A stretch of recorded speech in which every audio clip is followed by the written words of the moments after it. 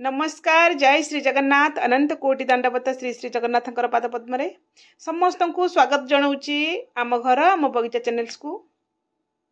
आज पुणी आसीगली आपण मानक पई गोटे सुंदर टॉपिक नहीं आलोचना करिबा।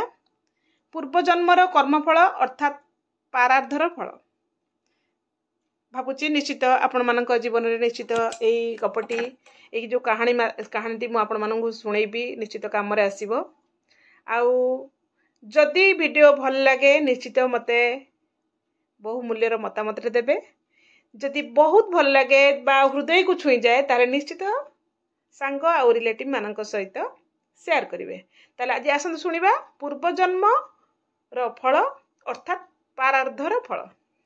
महाभारत युद्धर करुण दृश्य देखी गांधारी श्रीकृष्ण को अभिशाप दे कहले, हे वासुदेव तमे प्रभु होई मध्य ए गांधारी को अटकेबा को चेष्टा कल नहीं। प्रभु तुमे त्रिकालदर्शी होई मध्य मोर वंश लोप करदेल। आज मु तुमको अभिशाप देउछि, मोर परिवार जेपरी समाप्त होई गला तुमर समस्त वंशधर मध्य निज निज भितरे हणाहणी हुंतु, तुमर वंश मध्य लोप पाई जाऊ। श्रीकृष्ण स्मितहास्य होई कहले, माँ मु तुमर अभिशाप को स्वीकार कली। माँ किंतु ए करुण भयंकर रूप पाई मु दायी नुहे। ये समस्त निज निजर कर्मफल भोग करछंती। ए समस्त निज निजर कर्मफल भोग करछंती। गांधारी अश्रुपूर्ण नयन रे प्रश्न कले, हे देवकी नंदन ये समस्ते निज निजर कर्मफल भोग करुछंती ताहले मु काईकी कष्ट भोगुची? समस्त जदि निज निजर कर्मफल भोग करछंती ताहले मु कोन पई कष्ट पाउची? सतपुत्र जननी होई मोर पण तो आज खाली, मोर अपराध कौन? मु कहार अमंगल केबे चाहिनी। मु मोर पुत्र दुर्योधन को विजयर आशीर्वाद देई नहीं। मु चाहूतुली धर्मर जय हेउ। मोर अपराध कौन केशव? श्रीकृष्ण गांधारी को कहले, ये तुमर पुनर्जन्म फल माता अर्थात आपणकर पारार्धर फल। प्रभु गांधारी को दिव्य चक्षु देई तांकर पूर्वजन्म को नहीं गले। गांधारी गोटी गोटी करी समस्त पारार्ध देखिले। दीर्घ 100 पूर्व जन्म रे से देखिले तांकर सांग मानक सहित खेलुछंती। सेही समय रे हठात वर्षार प्रकोप हैला। से जाई गोटे गछ तले आश्रय नेले। मझिरे मझिरे जोरे पवन मध्य बहुଥାଏ। सेही वृक्ष रे एक पक्षी नीड़ तैयारी करी आश्रय नहीं थाए, किंतु पवनर बेगरे से तार डिंब गुड़ी को रक्षा करने को असमर्थ हेले। गोटी गोटी करी तार समस्त डिंब तले पड़ जाई थाए।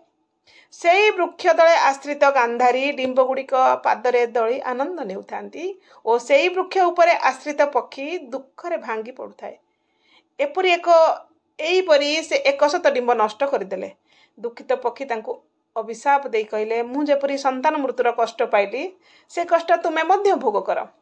गांधारी तांकर वर्तमान को फेरी आसिले। तांकर अश्रुपूर्ण नयन कथा कहूला और भगवान को अभिशाप देइथिबा जिभा निस्तब्ध होई जाइथिला। पुनर्जन्म दर्शन करिथिबा मन चिंता करुथुला कर्मफल भोगिबाकू पड़िबो, ताहा पुणी 100 जन्मर हेउथाउ ना काईकी। आमे आम पूर्व जन्मर फल तो परिवर्तन करि परिबा नाही, किंतु आमे गोटे जिंस परिवर्तन करि परिबा से हूँ जो दुर्लभ मनुष्य जन्म मिली तार सदुपयोग निश्चित करें। सत्कर्म सत्चिंतन सभी प्रति सत्भावना और श्रद्धा सहित सभी भितर परम पिता को अनुभव करवा, भगवत कथा श्रवण चिंतन मनन और कीर्तन द्वारा निजे उद्भूत होई संसार को भागवतमय करने को चेष्टा करिबा एवं अमृतमय भागवत वाणी को निजे जीवन रे प्रेरणा करी एही शिथिल शरीर को प्राणवंत करिबा। बेगे मरण मुखरु तर मनुष्य जन्मे नोही चिर हैला। एबे भी विलंब होई नाही। सभीए भागवत प्रेम रे उद्बुद्ध होई सेही परम प्रेममय पुरुष आनंद कंद सचितानंद भगवानंकर श्री चरण रे शरण जीवा। संसार रे समस्त कर्म कर्तव्य परे भी भागवत चिंतन करी निजर आत्मा संतोष निमित्त निश्चित समय देबा। निजको सभी को बहुत बहुत भल पाइबा। हरे कृष्ण। वीडियोटी केमिति लागिला निश्चित कमेंट माध्यम रे जणाया को जम्मार भूलिबेनी। आज पई रहउची जय जगन्नाथ।